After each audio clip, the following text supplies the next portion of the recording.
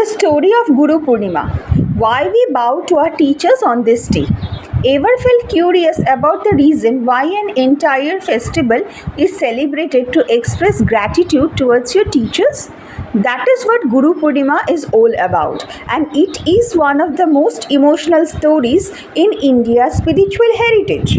It occurs on the full moon of the Hindu month Ashar and typically takes place in the month of June or July. Also, it is the day when disciples throughout India pay tribute to the gurus who enlightened them. Those who have been fortunate enough to come across some teachers or guides who have completely transformed their outlook towards life certainly understand the importance of this day. Let us unfold the history of Guru Purnima, one piece at a time. Where the story of Guru Purnima begins. There are two main variations of the story of Guru Purnima, and both of them are equally important. In the first version, we find ourselves in the mountains, where Lord Shiva was sitting in absolute silence as Adi Yogi, the first yogi ever. People from everywhere came because of the sheer power of his presence. However, the following is catch here.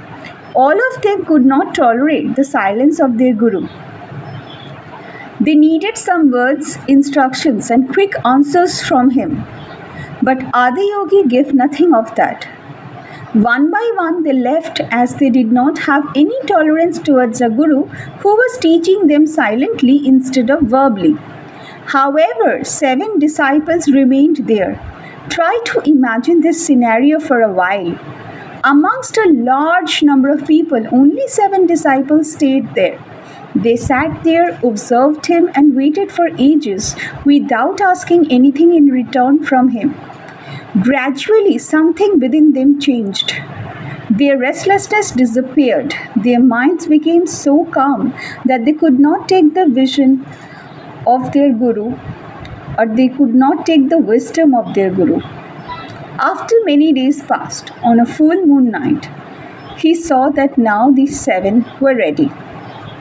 Then he faced south. At that moment, he became the Adi Guru for humans and gave them the science of yoga. Those 7 disciples became the Saptarishis, the 7 legendary sages who carried this knowledge forward into the world.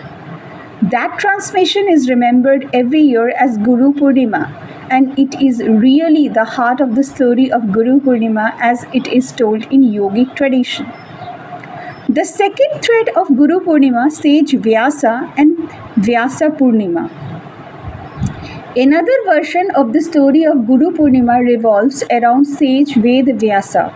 He is considered to be the author of Mahabharata and the Puranas. In addition to the organization of the 4 Vedas, which is indeed an enormous task, this enormous task that Ved Vyasa did by putting into writing ancient traditions earned him another name for the festival known as Vyasa Purnima in many places in India. As compared to the story of Adi Yogi that appears rather outwardly and mystical, the story about Veda Vyasa appears to be much more tangible. It glorifies a great effort made by a human being to collect all the pieces of knowledge available, arrange them, and pass them down to the future generations in order for ordinary people like us to be able to use them in the future. Isn't it amazing that there is a festival celebrating the stories of both kinds? Now, what the story of Guru Purnima really teaches us? Now comes the $1,000,000 question for all of us to ponder. Why were only 7 individuals able to gain knowledge from Adi Yogi out of the others who had gathered there? The reason behind this phenomenon is readiness. There are limitations to how much one can teach, but it is ultimately depends on how ready the person is to accept that knowledge. Imagine planting seeds in soil. No matter how good the seed may be, it cannot sprout in barren land. In order to grow, the land must be prepared through patience and discipline first. And that is precisely what those 7 disciples did before any form of learning could commence. This is the essential truth hidden in the story of Guru Purnima. How people celebrate Guru Purnima?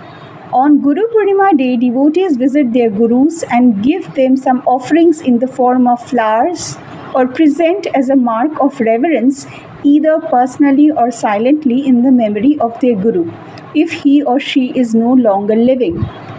There is a lot of cleaning done at home and ashrams and reading of scriptures, and people prefer meditating on the occasion rather than indulging in celebrations.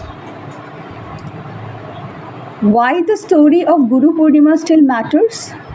There is no requirement for you to be a monk in the Himalayas to appreciate the significance of the story of Guru Purnima. Look at your own life.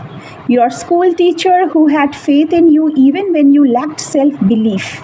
Your mentor who pointed out your errors but did not judge you. Or perhaps a family member who advised you on making a difficult decision. All of them are also gurus in their own right. All that Guru Purnima does is give you one dedicated date to thank them.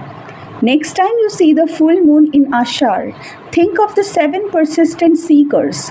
Think of Vyasa editing the Vedas by hand. And think of how everything that you know is because of someone else.